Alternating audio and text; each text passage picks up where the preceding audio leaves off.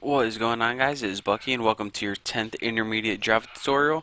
And in this tutorial we're going to be going over some more collection methods specifically for a list. So let's quit talking and go ahead and get started. As you can see, go ahead and just import everything from the java.util class because we're going to need a bunch of stuff for it. So might as well just go ahead and import everything.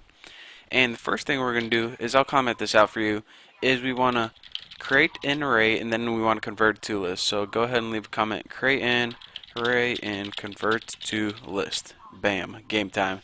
So now we need to pretty much create an array.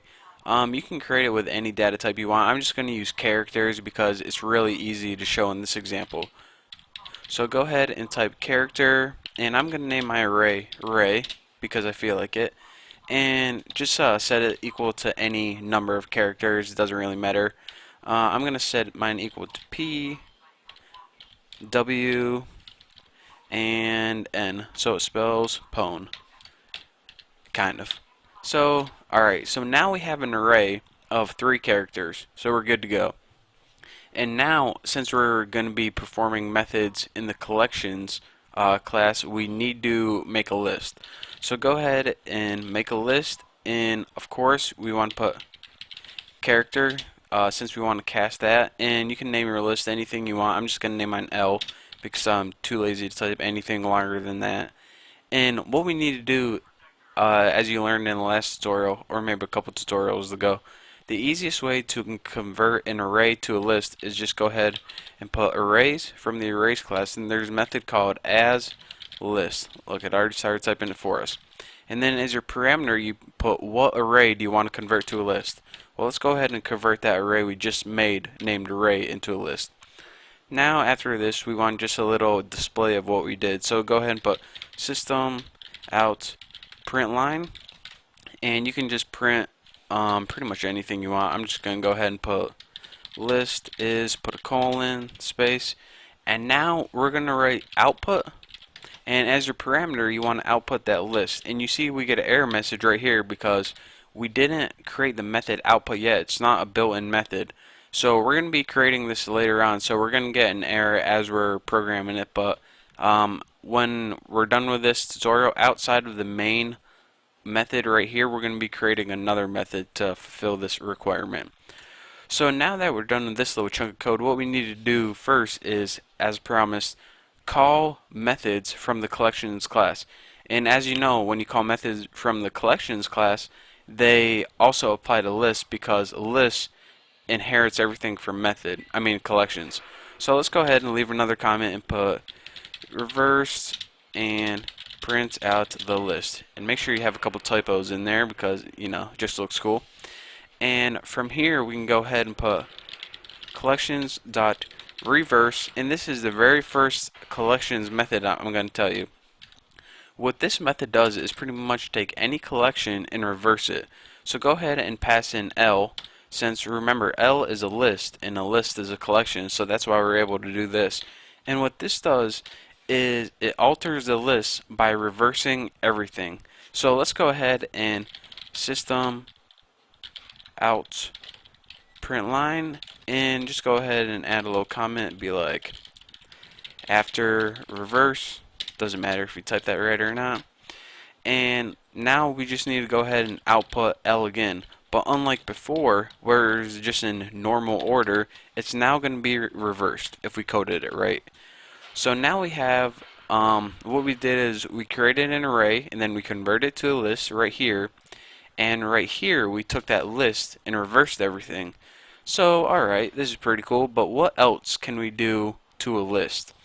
Well, if we ever need a copy of a list, I'm going to show you guys the easiest way to do this. The easiest way probably is to make an array of the exact same size, create that array, or excuse me, convert that array to a list.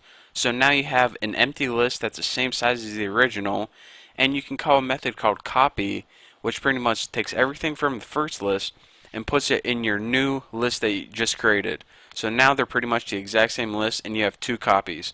So now that I told you how to do it, let's go ahead and put the code down. So we're going to create a new array and a new list, and from here just name it character, I'll name it new array for new array, and just go ahead and equal to new character, and for your parameters put 3 since there's 3 characters we're going to be passing in. Now let me itch my eye, and that felt good. So list, and of course we're going to be just creating it same as before, character data, and what am I going to name this one? I will name it list copy. How original is that? So I'll set this equal to array dot as list, same as before, and instead of putting, what do we do put last time, array in here, what we want to do is take this new array that we just made, the new array, and now it views this as a list. So now what we're pretty much going to be working with is just list copy right here. And what this is a copy of the same list as before. Or excuse me, it's pretty much a blank list with 3 elements in it. So now what we want to do is copy the contents of list into list copy. Easy enough. So let's go ahead and add a comment. Copy contents of list into list copy. And make sure you spell that wrong because it looks cool.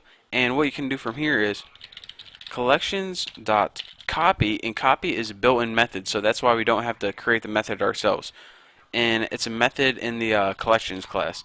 And now you see by default you get 2 parameters if you're using Eclipse, and that's destination and source.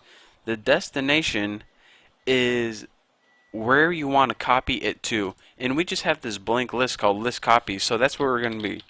This is what we're going to be populating, list copy, and it says alright, the source is where you want to get the data from.